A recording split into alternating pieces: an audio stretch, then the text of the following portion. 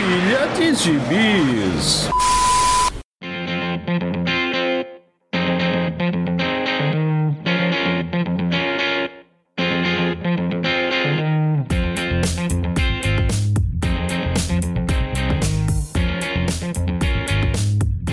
Jagunçada, bem-vindos a mais uma edição do Pilha de Gibis, o seu podcast semanal do site Arte Final. Acesse lá www.artefinalhq.com.br para todos os episódios do Pilha de Gibis, dos 7 Jagunços, do Omniverse e do A Pilha do Aranha. Nós estamos em todas as redes sociais, é só procurar por @artefinalhq no Twitter, no Instagram, no Facebook e no YouTube. E todos os nossos podcasts estão também no Deezer, no Spotify, no iTunes, no Google Podcasts, no Amazon Music e no seu agregador de podcasts favorito. Só procurar por 7 Jagunços que todos os nossos podcasts estão nessas plataformas, além de lá no nosso site. Então não deixe de acessar também o nosso site, porque além disso, além dos podcasts, temos colunas, temos matérias, tem sempre um textinho novo pingando lá para você. Eu sou o Marcos e aqui comigo hoje estão Maurício Dantas. E aí, rapaziada? E Marcelo Miranda, junto com Marcha e o Urso. Macha e o Urso, seu desconhecedor de desenhos russos. Eu não tenho filhos pequenos em casa que curtem essas coisas. Nem netos, é verdade. Bom, estamos aqui, eu sou Marcelo, olá pessoal. Estamos aqui acompanhados da Macha cantarolando aos nossos ouvidos, porque o meu pequeno Martim está ali se divertindo um pouco. Alguém tem que se divertir nesse mundo, né?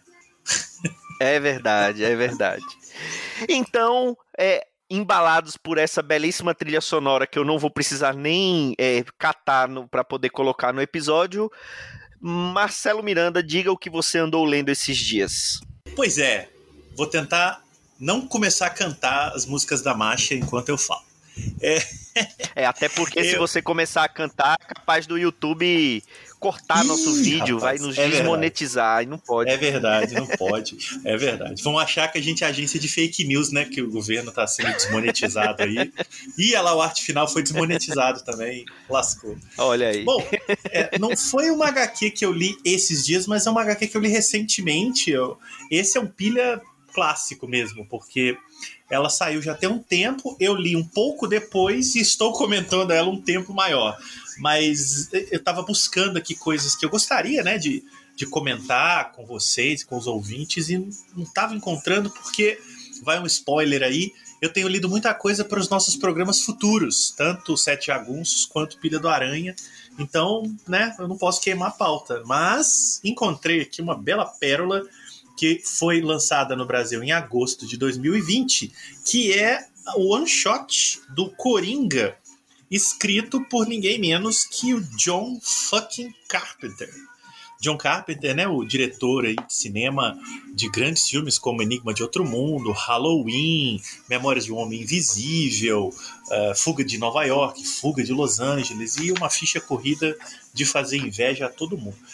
E ele se aventurou a escrever, a topar um convite da DC para escrever uma historinha curta sim, né? Eu acho que ela deve ter umas 30 páginas, mas é um one shot, saiu inclusive numa edição especial nos Estados Unidos, com o Coringa dentro do evento da DC, né, que rolou aí, foi em 2019, que é o Year of the Villains, né, o Ano dos Vilões. Eu não acompanhei esse evento, eu não sei do que se trata, então eu vou comentar muito rapidamente a HQ e vou pedir que o nosso amigo Maurício contextualize pro ouvinte o que foi esse Ano dos Vilões.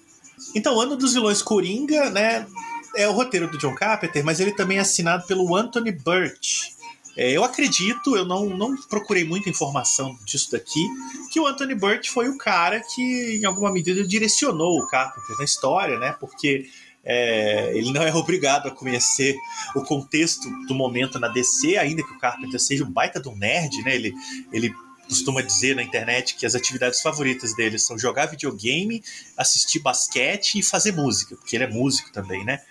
Então eu até acho que ele leia alguns gibis. Ele tem uma linha de gibis, né, tocada pela mulher dele, a Sandy King, Mas eu acho muito difícil que ele acompanhe a bagunça da DC e da Marvel.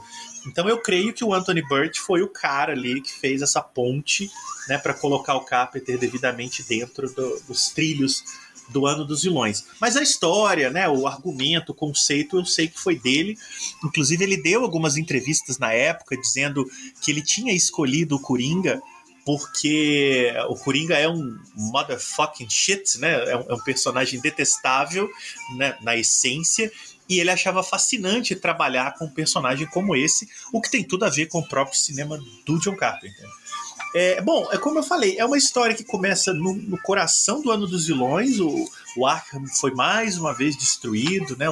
Os loucos escaparam, e o Coringa adota uma espécie de sidekick para tocar o terror com ele em Gotham City, né? Eu acho que nessa altura, de novo eu peço para o Maurício anotar aí para me contar depois, o Batman não estava em Gotham City, o Bruce não estava aqui, alguma coisa que estava acontecendo nas histórias dele, e o Coringa se fantasia de Batman e esse sidekick se fantasia de Robin, e eles ficam meio que satirizando o Batman e Robin do seriado dos anos 60. Inclusive tem uma cena em que eles escalam uma parede bem parecida com as cenas do seriado, e enfim, basicamente tocando terror mesmo. O diferencial da história é que ela é contada do ponto de vista do jovem maluquinho lá, do sidekick, né? Ele tem o Coringa como uma espécie de modelo, né? Um bandido master alfa total, assim, que ele gostaria de ser. Então ele acompanha o Coringa um pouco nessa ideia do mito. E ao longo do processo ele vai vendo que o Coringa é completamente louco, e ele meio que se arrepende, e tem ali uma história de redenção envolvendo esse garoto. Enfim, não dá para falar muito mais do que isso, porque a história é curta e ela tem lances muito engraçados e também muito trágicos e violentos. É uma história bem pesada. E tem belíssimos desenhos do Philip Tan, que é um desenhista que eu não sou tão familiarizado. Olha só. E Carlos Alberto...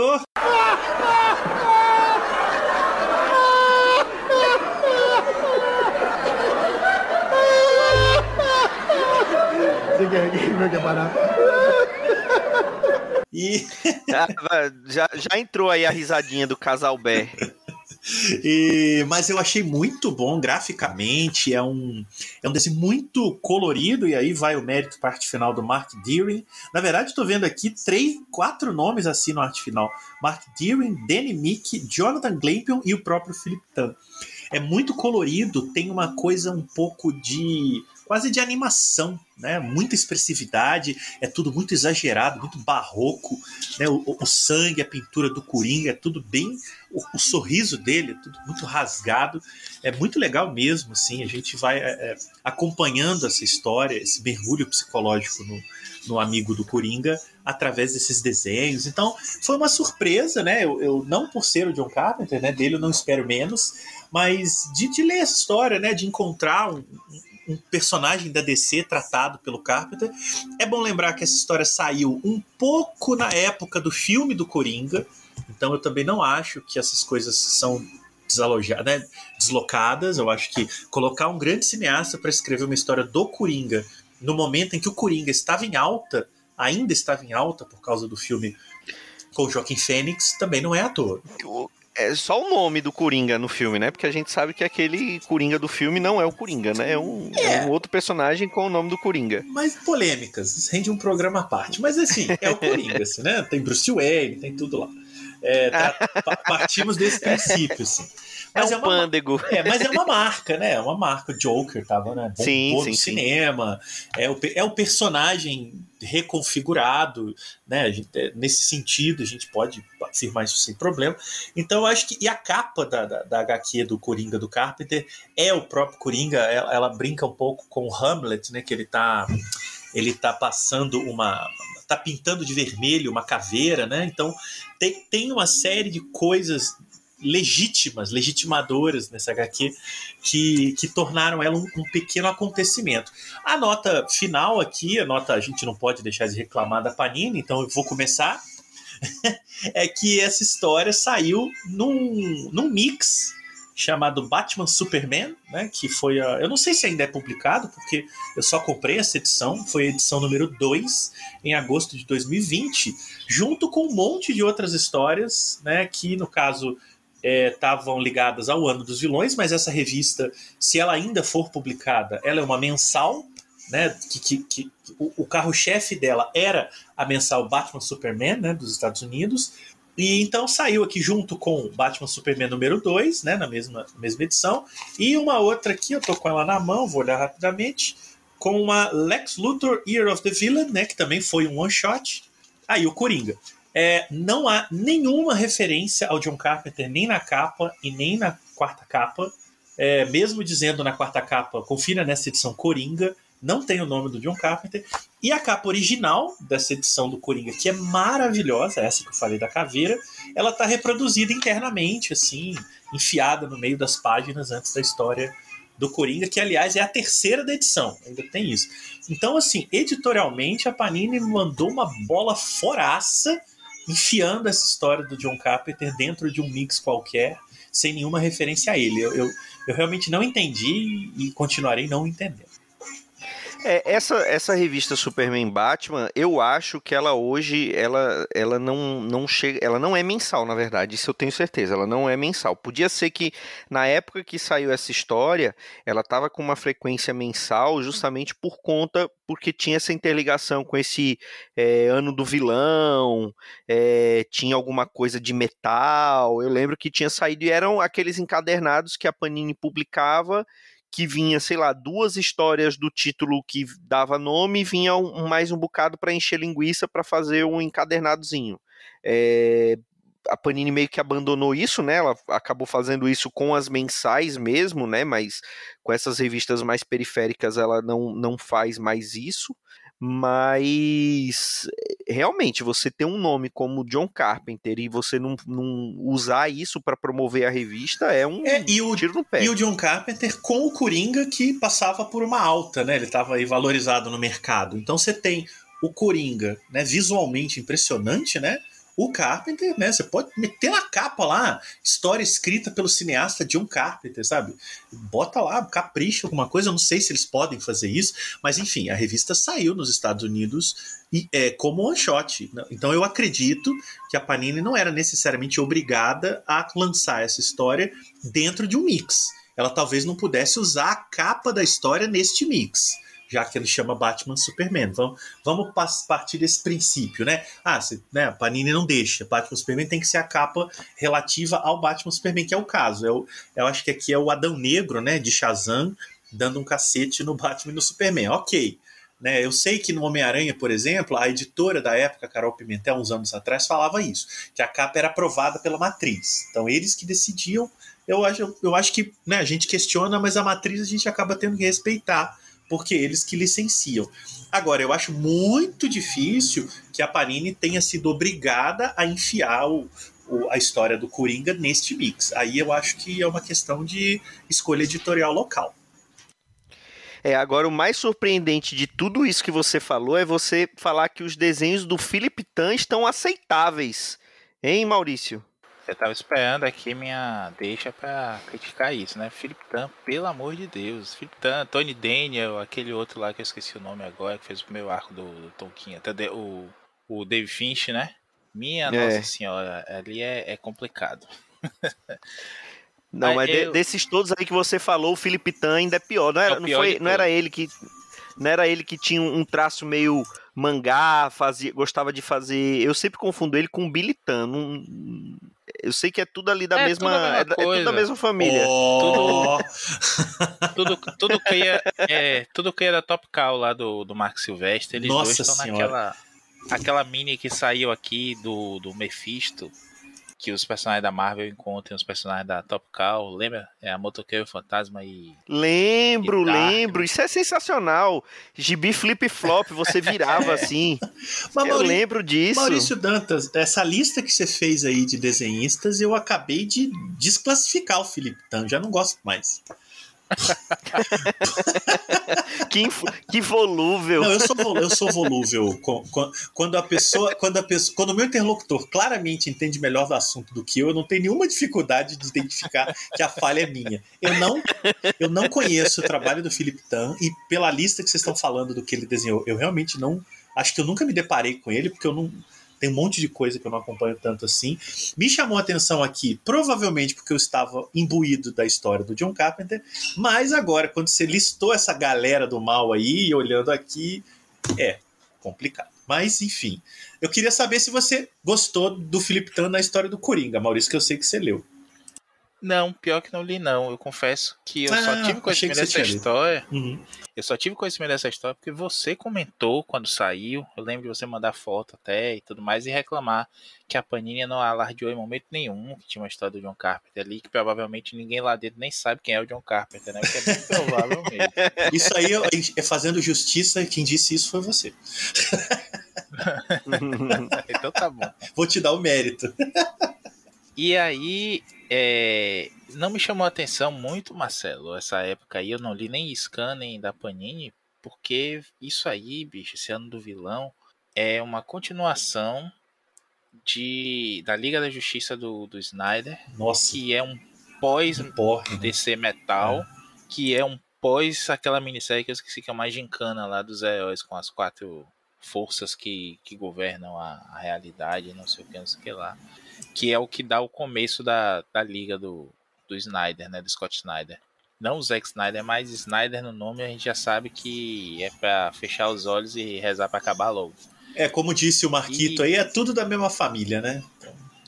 Pois é. Nessa época o Batman tá fora de Gotham porque tá na liga lá, resolvendo a treta toda que aconteceu. O Luthor vira o Apex Lex, né? Que é o Lex Supreme, não sei como foi que traduziram aqui. Ele é o caçador, como é o predador alfa, né?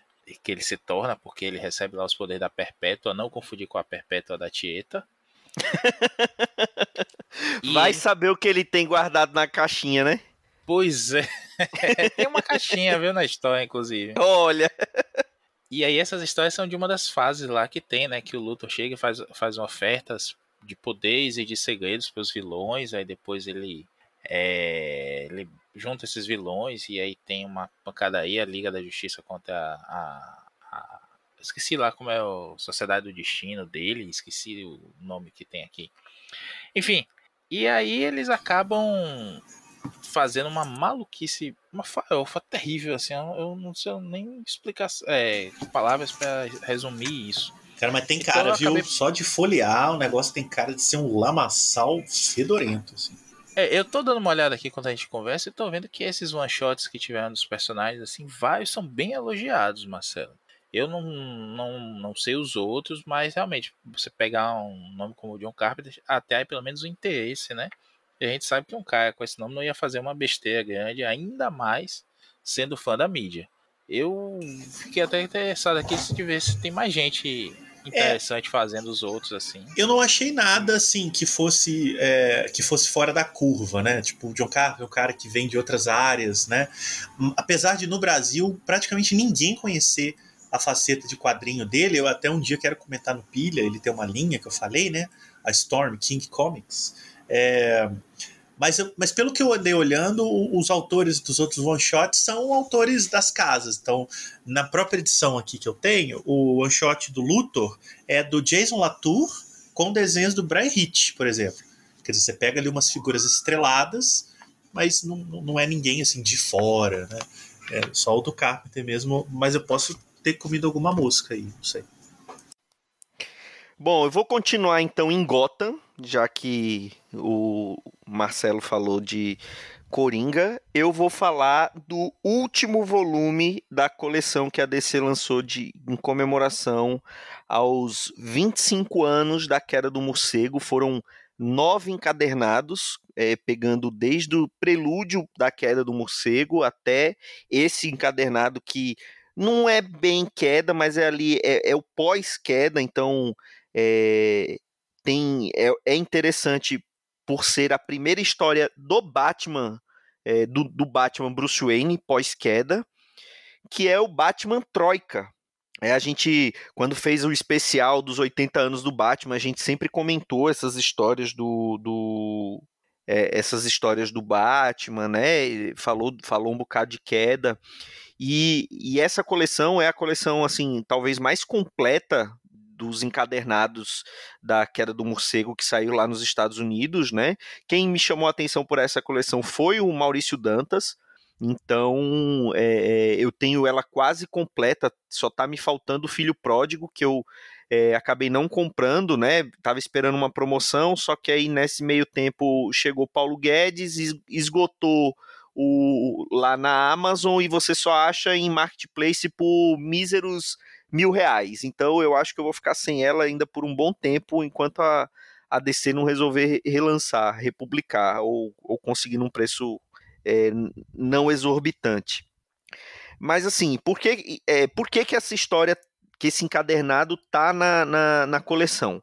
Primeiro porque, como eu falei, é a primeira história do Batman Bruce Wayne pós-queda, então ainda lida com algumas coisas ali que aconteceram na queda. O Alfred não tá, né? O Alfred que saiu no meio da queda do morcego, ele ainda não tá não tinha voltado para a mansão. E marca também a estreia do que eu acho que é o melhor uniforme do Batman, que é aquele uniforme que ele estreou pós-Filho Pródigo, que é aquele uniforme todo preto com a elipse amarela. É um uniforme mais ameaçador. E também a estreia do Kelly Jones como um dos desenhistas regulares. Ele até então era capista do Batman, né? Ele não desenhava a arte interna. E ele tinha...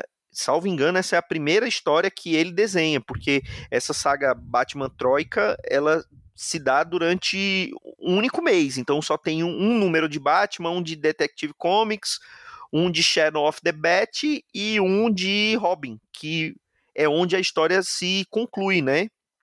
E marca a história, a volta do KG Besta. Depois ali das 10 Noites da Besta, salvo engano, ele só volta aqui. E é um vilão que ele tem um uniforme e ele é muito parecido com o Bane, né? Ele é brutamontes. A diferença é que ele... É engraçado, porque em 10 Noites da Besta mostra ele até bastante inteligente, estrategista, um proto-Bane mesmo, como a gente falou quando comentou das 10 Noites da Besta. Mas aqui ele tá meio capanga mesmo, meio vilãozão grande e burro. Ele tá sem uma mão, né? Ele foi implantado uma metralhadora, alguma coisa ali no lugar da mão. Ele tem um implante cibernético no olho. E a história conta de uma máfia russa que está se infiltrando em Gotham e eles acabam tendo acesso a um dispositivo nuclear do tamanho de uma bola de beisebol. Então, o Batman descobre que eles estão com isso em Gotham e está ali investigando para tentar localizar isso. E até então ele não sabe que o KGBista está junto. E ele começa a caçar aqueles vilões. O comissário Gordon ainda não confia no Bruce, né? Porque, afinal de contas, em pouco tempo tiveram 3 Batman que ele teve que lidar, então ele não confia no Batman Bruce Wayne. Ele não confia no Batman, na verdade. E, por incrível que pareça, a história, como eu falei, se conclui com o Robin. Então, quem acaba... Spoiler, né? Quem acaba derrotando o KGBista no final não é o Batman, é o Robin. Né? Ele luta ali num incêndio e o Robin, o Tim Drake, com toda a sua habilidade, ele consegue ali derrotar o KGBista. E além dessa história, desse arco curtinho, que são em 4 partes, esse encadernado ainda vem com 2 especiais. Um é justamente o retorno do Alfred, que aí o Asa Noturna vai até Londres, porque vai tentar ir atrás do Alfred para tentar fazer com que ele volte para Gotham, volte para o Bruce. E aí tem toda uma história envolvendo uma antiga namorada do Alfred, que fala que teve um filho com ele não sabia, e esse filho, já adulto, tá envolvido com jogatina, com crime de Londres, e aí o Alfred tenta ajudá-lo, e o Asa Noturna se envolve também. E tem o o outro especial, que é A Vingança do Bane, parte 2, que é feito pela mesma equipe que contou a origem do Bane, que é o Chuck Dixon com o Graham Nolan. E aí mostra o Bane depois que ele foi preso, ele lá em Blackgate, né? E ele gordo, ele largado, ele sendo desrespeitado na prisão, apesar de todo mundo falar assim, foi você que quebrou o Batman, mas ele tá desleixado e tal. E ele tem uma treta justamente com o KGBista, que tá lá preso, toma uma surra homérica do KGBista, e ele acaba com isso porque ele meio que perdeu a vontade de viver, porque ele não é digno mais. E aí mostra uma nova reviravolta, uma nova volta por cima do Bane. Ele acaba sendo preso numa solitária, ele faz aquele regime de treinamento à la One Punch Man, né? E depois de 6 meses ele volta trincado e mostra e conta que, na verdade, o pai do Bane tá vivo, né? Lembrando que ele tinha sido dado como morto, o Bane estava cumprindo a pena do pai, né? A pena quando ele nasceu na prisão, ele acabou cumprindo a pena de prisão perpétua do pai. E aqui eu acho que começa aquela fase que durante muito tempo teve do Bane, que o Bane meio que deu uma de não querer machucar inocentes, né? Quase um anti-herói, que ele estava atrás era do pai dele, que isso, muito tempo depois, ainda teve uma história de que ele poderia ser um irmão perdido do Bruce Wayne, enfim, uma farofa que não vale a pena. Eu acho que talvez essa tenha sido uma das últimas histórias, assim, interessantes do Bane, né? Porque eu sempre achei ele um vilão muito legal, assim, quando surgiu, porque ele conseguia rivalizar com o Batman na estratégia e fisicamente, né? Coisa que dificilmente tem um vilão do Batman que conseguiria rivalizar com ele ali, apesar de muita forçação que teve. Eu sei que você leu esse gibi, que você tem essa coleção e leu esse gibi, Maurício. Li e gosto, eu acho legal, eu acho inusitado a princípio essa coisa de fechar com teórica, né?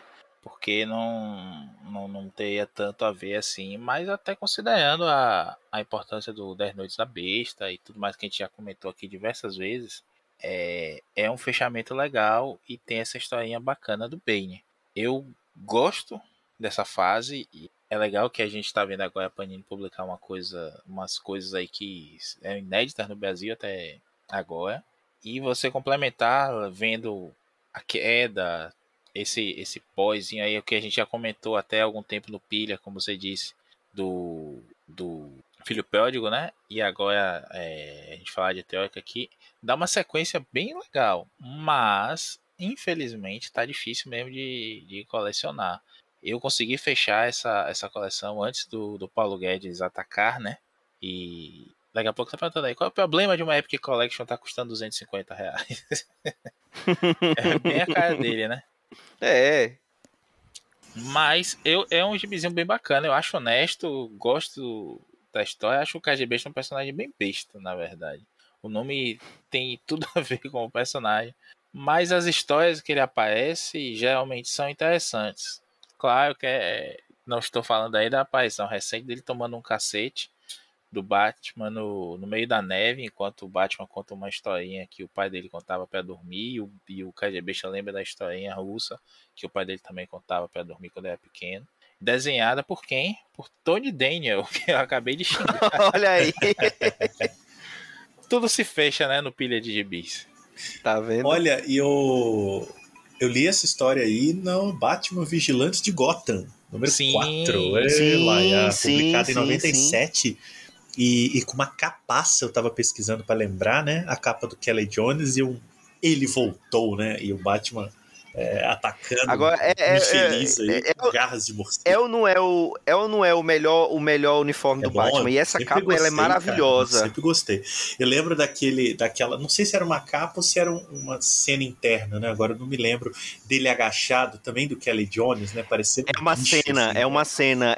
Eu acho que é a primeira vez que eles mostram o uniforme completo. Muito foda. E o Kelly Jones fazendo com aquelas orelhas de 3 metros, assim, é maravilhoso. O Kelly Jones, um monstro, né? Eu já vou dizer aí, eu que vou pagar penitência aí porque eu elogiei o Philip Tan, Vou dizer logo que Kelly Jones é um dos grandes gênios dessa indústria vital. Esse homem aí é incrível mesmo. Apesar de sua interpretação toda particular de anatomia, né? Sim, mas aí o cara é genial. É o cara levando ao paroxismo a possibilidade de desenhar gente, sabe? Assim, não é o Jim Lee, nem o Rob Liefeld fazendo coisas estapafúrdias, né? Mas o Kelly Jones, ele pega aquele traço meio rabiscado, ele vem do underground, né? Um cara que desenhou muito fanzine, muito desenho independente, ele é um pouco dessa onda Robert Crumb e tal, assim. Então ver um sujeito desses desenhando um personagem no nível do Batman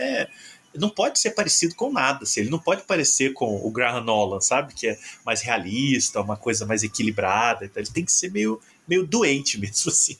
Então eu lembro que eu era um dos poucos coleguinhas da escola que gostava quando vinha Kelly Jones nos gibizinhos do Batman da Abril. Os meninos, né, os meus colegas reclamavam, nossa, que cara, que não sei o quê. Eu falei, gente, olha isso aqui, cara, ninguém faz esse negócio igual. E saiu, e na época alternava, né? Então essa história da Troika começou no Batman Vigilante de Gotham e continuava no Batman, né? Depois concluía na outra edição do Vigilante. Eles faziam esses mix, né, de duas revistas mensais que acabavam, né, fazendo o Batverso ser quinzenal. E aí tinha Robin, Mulher Gato, né, esse retorno do velho Batman. Eu gosto bem dessa fase. E a ressaca da queda do morcego faz bem para ela, né? Porque o final da queda do morcego é muito, né, muito qualquer nota, assim. Então, ele vir nessa postura bruta com esses desenhos, eu lembro de vibrar. Mas nunca reli. Em formato americano, então, nunca reli.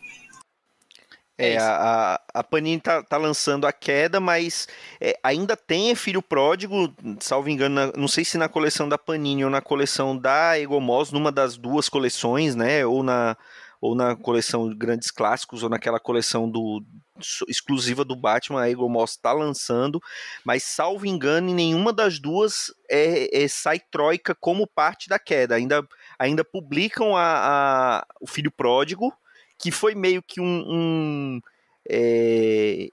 anticlímax, né? Porque depois da queda do morcego, todo mundo ansioso para ver histórias do Batman novamente, do Bruce Wayne como Batman.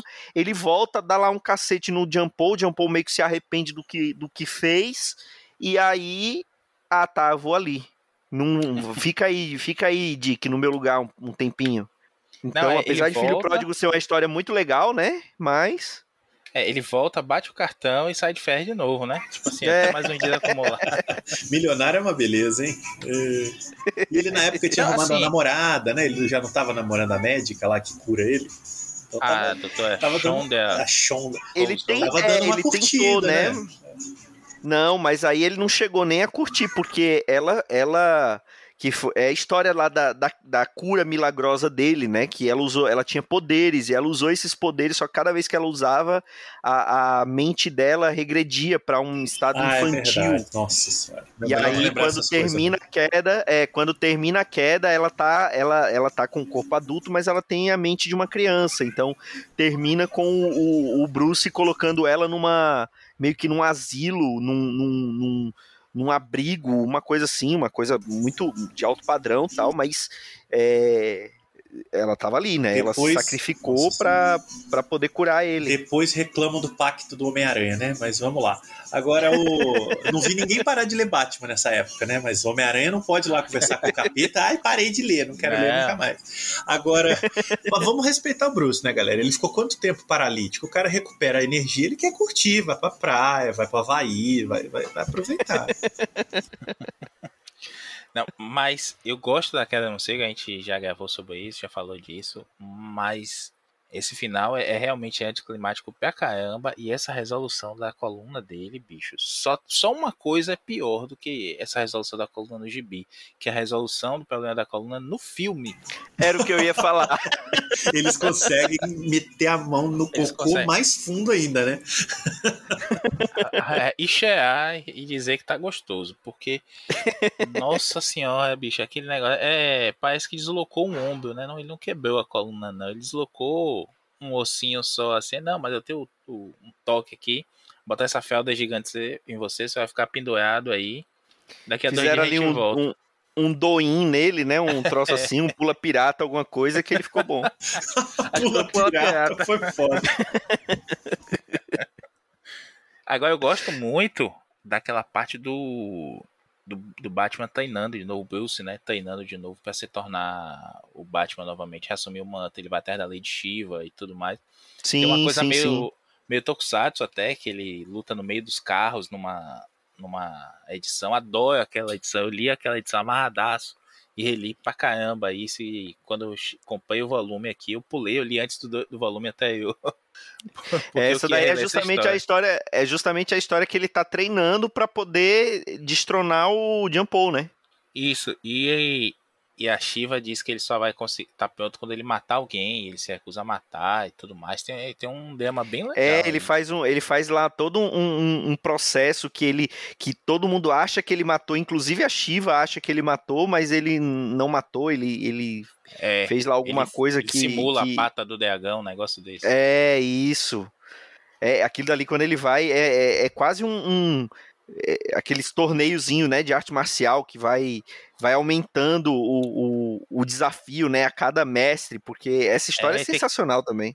Esse arco é muito divertido e eu lembro muito dessa cena no meio dos carros lá, que eu dizia assim, pô, isso aqui é um filme, velho.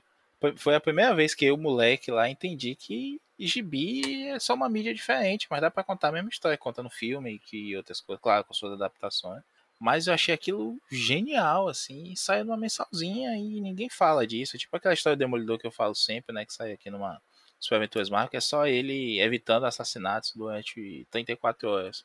Não tem nada demais, mas quando você lê aquilo ali, aquilo define pra você na narrativa, na caracterização, o que é o personagem.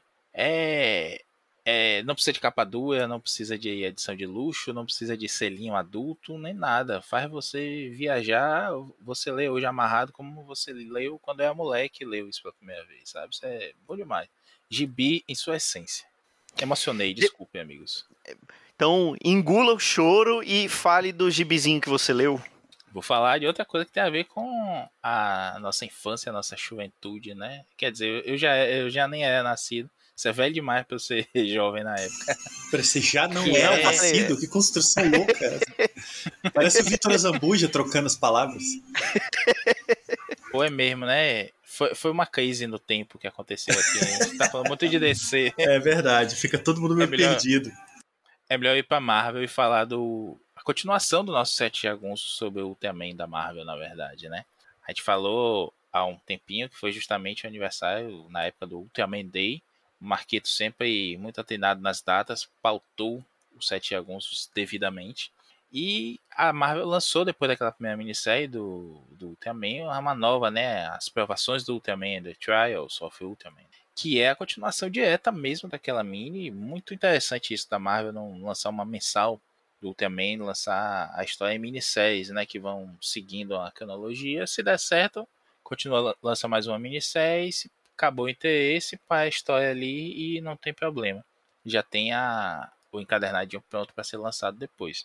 E nessa história, é a mesma equipe criativa, é o Kyle Higgins e o Francisco Mana desenhando, o Higgins escrevendo. E a gente vai ver as consequências do Ultraman se tornar público, né, no final da primeira minissérie.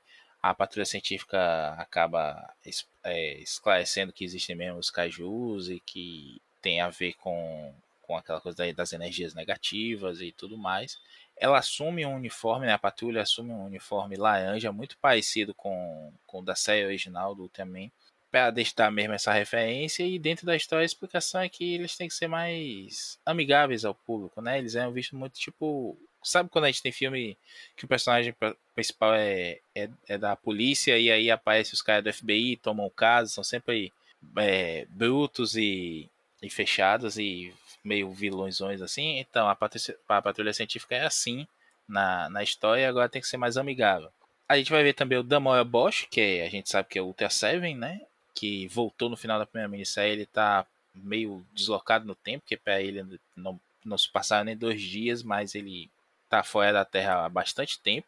Se não me engano, são 20 anos. E a gente vai ver também o Shinji. O Shinji não. Shinji de Evangelho. Shinji...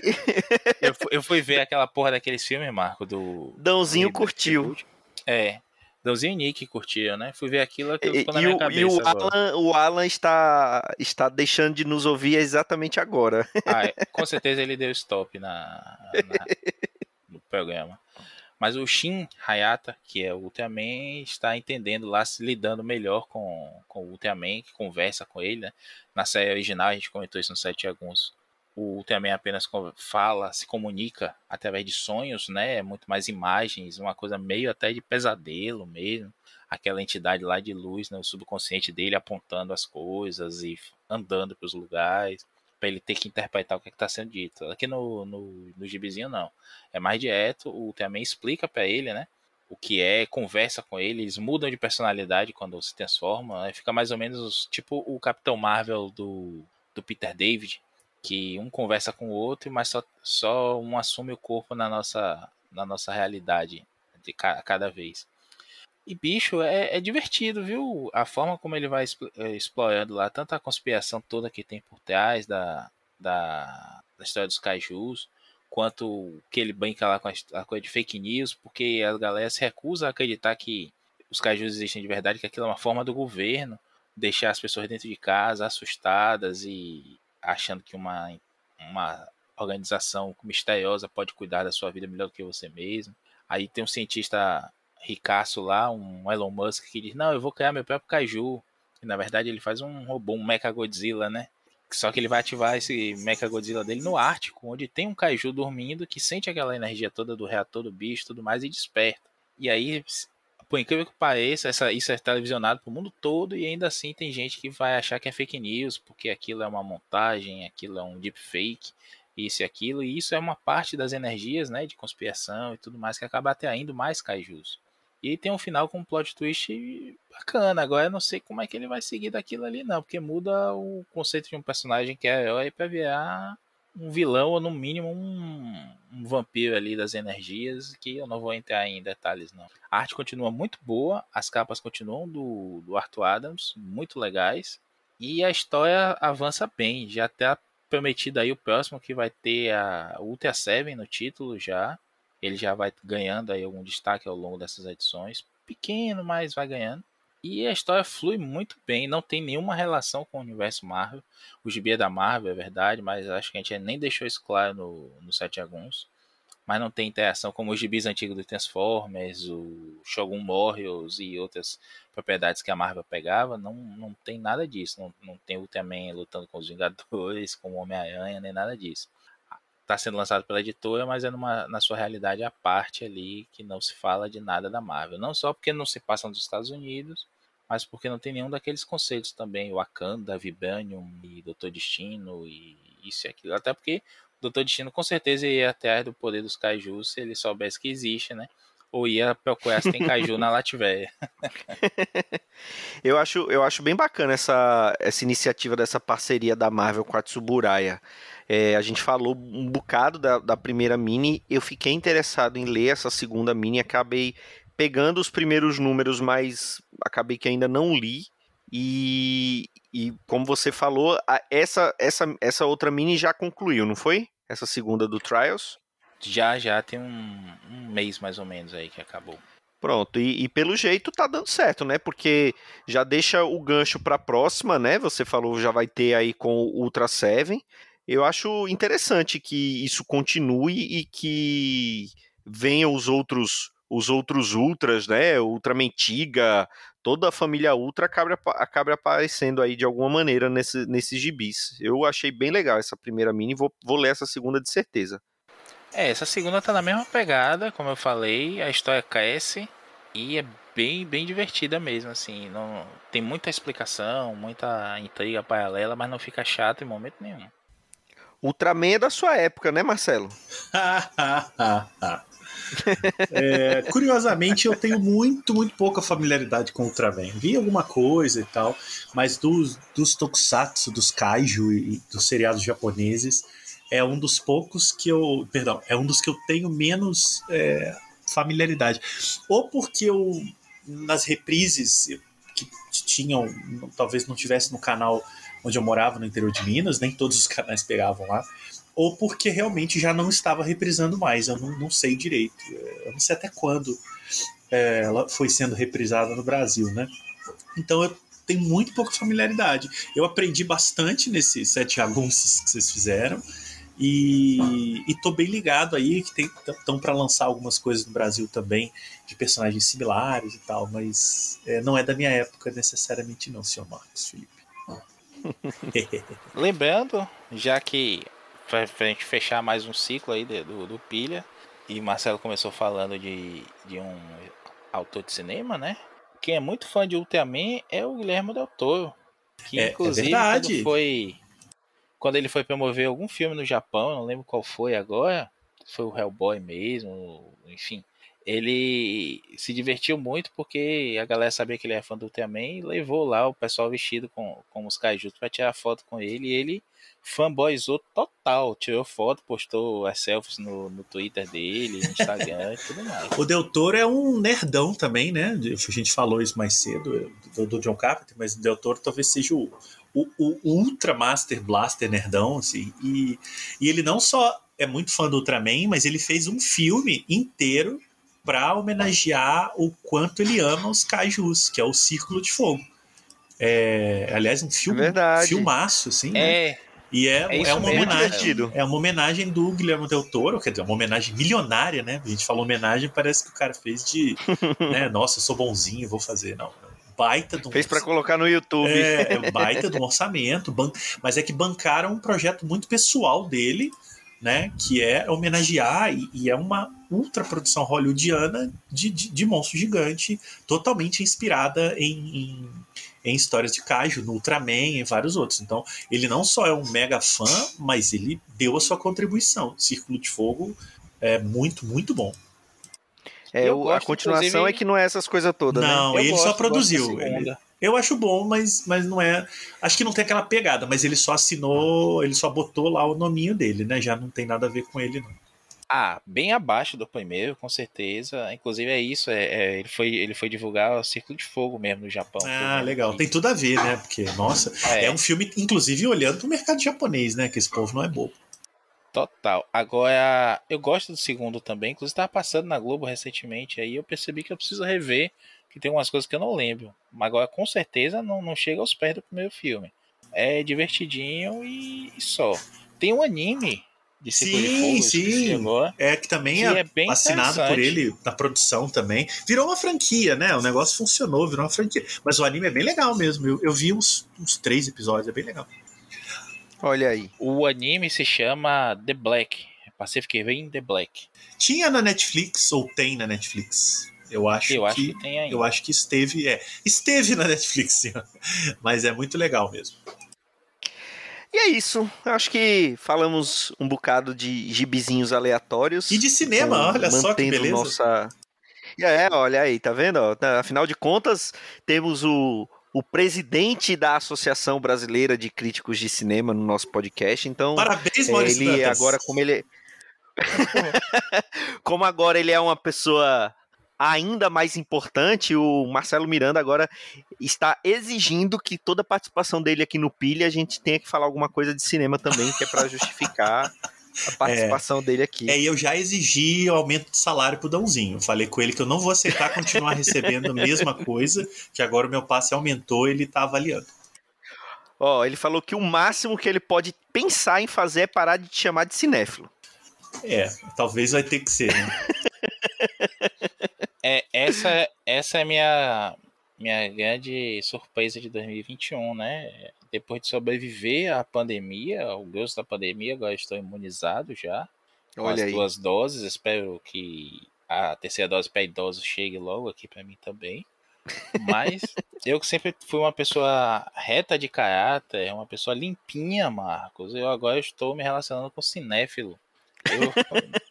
Nunca mais. E aí o pior, o presidente deles. Mas não fica falando isso do Vitor Azambuja, Maurício. É muito indelicado. Ele não tá aqui. Eu fico chocado. Ainda chamo de meu amigo. Vou mandar até uns bonequinhos pra ele aí esses dias. E agora ainda tenho podcast com ele. Olha, veja você. Tá vendo? Agora, só por conta disso, ele vai deixar você chamar ele de cinéfilo, tá vendo? Isso é um vendido. Eu vou me redimir. Vou me redimir desse sofrimento. Eu vou só dar a informação aqui que a próxima minissérie do Ultraman é O Mistério do Ultra Seven, que sai ano que vem. Olha aí, que legal. Legal, acompanharemos e de certeza falaremos por aqui, seja num Pilha de Bis, num Sete Jagunços, vamos falar sobre essa série quando sair. Bom, é isso, senhores. Muito obrigado, senhor presidente Marcelo Miranda. Até a próxima. Valeu, Maurício Dantas. Ilustríssimo senhor doutor presidente, né? Tá vendo? Vossa Excelência. Amigos e Vossa Excelência, exatamente. Se bem que no Brasil o presidente hoje não é um cargo muito prestigiado, né? Mas tem uma vantagem. O presidente da nação é tão desgracento que qualquer gestão de condomínio que você faça vai ser melhor. Então a gente já começa com a vantagem. Então tô contando com isso. É verdade. É verdade. O sarrafo tá lá embaixo, né? Qualquer coisa que fizer se já você tá... faz uma cagada, você diz e fala, mas pelo menos não é o Bolsonaro, né? Eu posso estar fudendo com a associação de crítico, mas não tô fudendo com o país, né? Tem sempre pensar por esse lado. Atenção, é tudo brincadeira, viu? Não vazem, por favor, pessoas que estão ouvindo esse programa, eu estou brincando. Vai ser uma bela experiência. Eu estou brincando com os meus amigos. Pelo menos você não é miliciano. Qualquer coisa você tem isso no final do seu dia. Ferrado. Nossa, isso aí, rapaz, não tem. Lembra disso. Não tem gestão que te deixe mais tranquilo com isso aí. É isso então. Até a próxima semana com mais um Pilha de Bis. Um grande abraço e tchau.